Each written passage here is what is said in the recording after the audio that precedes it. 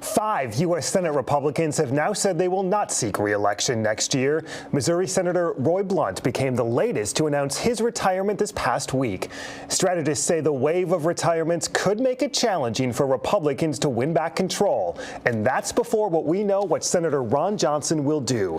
The nation is watching, and we're talking about that now with ABC News political director Rick Klein. Hey, Rick, really good to see you. We appreciate your time today. With those announcements as the forefront of this first question, how big of a deal is it? And we're looking nationally, is it whether Ron Johnson is going to seek re-election or not? It's fascinating because all 5 who've announced so far represent states that President Trump won at least once. Of course, if Ron Johnson makes a similar decision, that makes 6.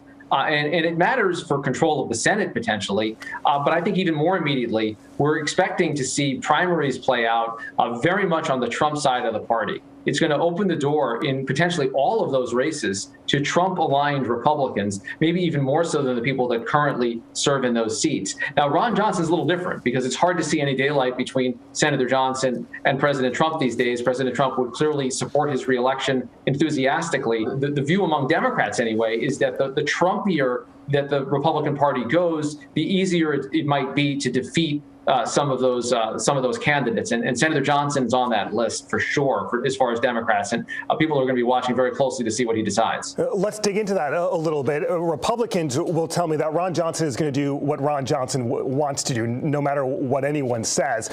Does Mitch McConnell need Ron Johnson to run for re-election? I think he needs to hold Wisconsin, and I think Ron Johnson, as the incumbent, probably is the best bet for doing so because he's built up, obviously, a good deal of name recognition. And I think he's able to also channel the Trump wing of the party in a way that Mitch McConnell certainly can't, and that others may be hard-pressed to do. But there's some danger there, and we really don't know what the landscape's going to be in 18 months with all of the Republicans, including, of course, Senator Johnson, opposing the president's stimulus bill. Does that change the political equation? It may be that the Wisconsin Republican Party would be better served with more of a moderate, more of a centrist candidate, although it's hard to see how someone like that could survive a Republican primary or Wisconsin or really anywhere. So these are complicated dynamics, but regardless, Democrats have Wisconsin extremely high on their list of potential pickups, probably either 1 or 2 on almost everyone's maps right now. Right. I mean, when you look at the statewide races here, they've all been within 1 percentage point in recent years. Does Johnson have any vulnerabilities with Republicans? And what is the Trump factor in all of this?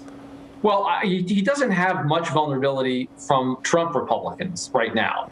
He is as closely aligned with the president as anyone in the Senate, the former president.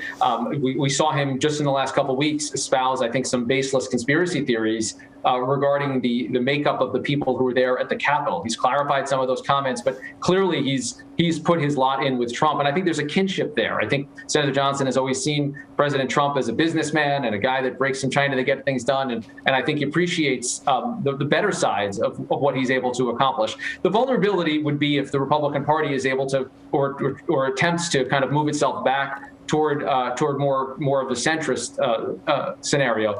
There's no signs of that are percolating yet. There are certainly candidates that would like to do that. There are thought leaders that would like that to happen. But the reality is that it's really not there. So I don't see much vulnerability for Senator Johnson if he's a candidate in the primaries. I think his big issue would be in the general election. In the interim, at least it gives us something to chat about. But there's no shortage. You know this. Wisconsin is always in the center of just about every major national political story. That has not changed. Rick Klein, ABC News political director. Rick, thanks for your time. We appreciate it. Hey, it's my pleasure. Thank you. Next, getting back to normal 1 year later.